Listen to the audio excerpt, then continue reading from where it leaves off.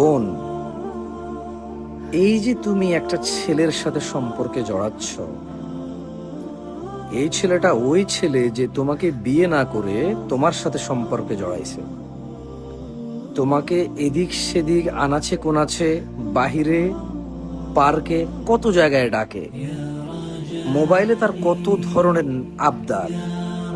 তোমার কাছে এটা প্রেম মনে হয়, অথচ তুমি আর সে স্বামী স্ত্রী নও। একবার ভেবে দেখো, তোমাকে বিয়ের পর অন্য একটা মেয়ের সাথে সেম যদি সে করে, তুমি পরকীয়া বলবে আর সে বলবে পুরুষ একাধিক বিয়ে করতে পারে। কিভাবে? যেমন তোমাকে বিয়ের পূর্বে সে তোমার সাথে 4 বছর 5 বছর জানা ব্যভিচার, যেটাকে তোমরা প্রেম বলেছ, একইভাবে অন্য একটা মেয়ের সাথে সে 4 বছর 5 বছর সম্পর্ক রাখবে।